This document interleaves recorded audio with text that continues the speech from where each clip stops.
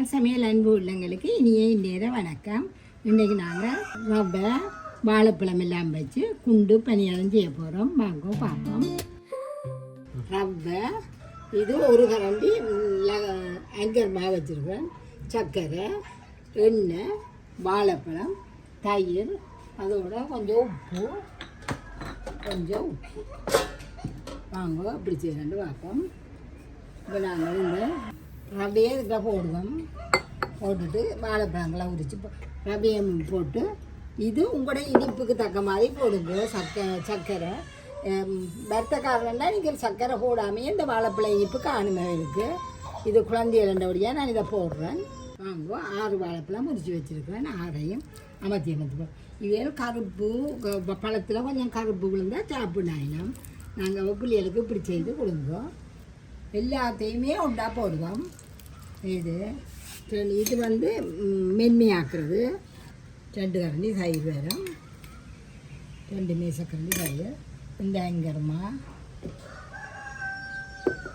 கொஞ்சம் வெண்ணிலா பவுடர் கொஞ்சம் இவ்வளோத்தை நல்லா அடிச்சிட்டு வரணும். இது நீங்கள் தண்ணி ஒரு சொட்டும் விடக்கூடாது. தண்ணி நல்ல ஈரப்பதமாக இருந்தால் ரவையை தான் போடுங்கோ. இறுக்கமாக இருந்துச்சுன்னா வாழைப்பழத்தை போடுங்க. இதோட ஒரு கொஞ்சம் உப்பு போடுங்க. அந்த இனிப்புன்ற சுவை தெரியறதுக்கு ஒரு கொஞ்சம் உப்பு. வாங்க அரைச்சி போட்டு வருவோம். தேங்காய்ப்பூ அங்கால மூடி இருந்தபடியாக நான் உங்களுக்கு சொல்ல மறந்துட்டேன். தேங்காய்ப்பூவே போடுங்க. 4 மேசக்கரண்டி தேங்காய்ப்பூ அதையும் போடுங்க. அரைச்சி கொண்டு வருவோம். நாங்கள் அரைச்சி கொண்டு தாச்சி வருவோம். இதை நாங்கள் ஒரு அரை மணி நேரத்துக்கு மூடி வைக்கணும். கொஞ்சம் இருக்கிற மாதிரி வந்துச்சுன்னா உங்களுக்கு ஊற்றுறவன் தாண்டி நீங்கள் வாழைப்பழம் ஒன்றை அடித்து போட்டு விடுங்க. இது இப்போ கணக்காக இருக்குது. தண்ணி விட்டு கரைக்க வேணாம். அரை மணி நேரத்துக்கு பிறகு திறந்தாங்க. இது அரை மணி நேரம் வச்சுக்கிட்டா நீங்கள் அப்பச்சோடாவோ எதுவுமே போட தேவையில்லை. உடனே சுற்றுலாண்டா உங்களுக்கு நீங்கள் விரும்புனா கொஞ்சம் அப்பச்சோடா போடுங்க. வாங்கோ நாங்கள் இப்போ அடுப்பை பற்ற வச்சுட்டு வச்சாச்சு விடுவோம். கொஞ்சம் எண்ணெய் விடுவோம். கணக்க வாழைப்பழம் இருந்து மிஞ்சி தண்ட நேரம் இதை சாப்பாடாக நீங்கள் செய்து விடலாம்.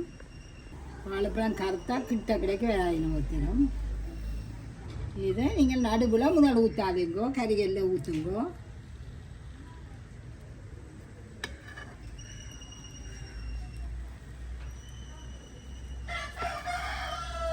கறியெல்லாம் ஊற்றி போட்டு ரெண்டு நடுவில் ஊற்றுவோம்.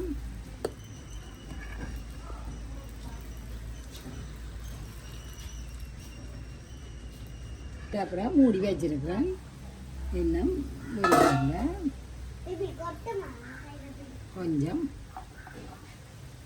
நடுவில் பொரிஞ்சிருக்கேன். கறியெல்லாம் கொஞ்சம்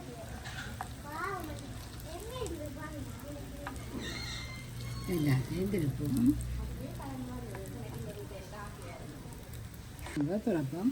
மெல்லிய நெருப்பில் விட்டங்க மாறி விடுங்கோ. இப்போ அங்கே முன்பக்கம் கொஞ்சம் நிறம் வரையில்லைன்னு சொன்னால் திருப்பி விட்டு எடுங்கோ. வாங்கோ எல்லாத்தையும் எடுப்போம்.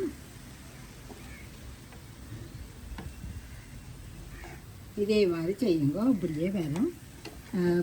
புள்ளியல் நீங்கள் சுட்டு மேசையில் வச்சு விட்டீங்கன்னா வரவே குழந்தையால் சாப்பிட்ருவோம்.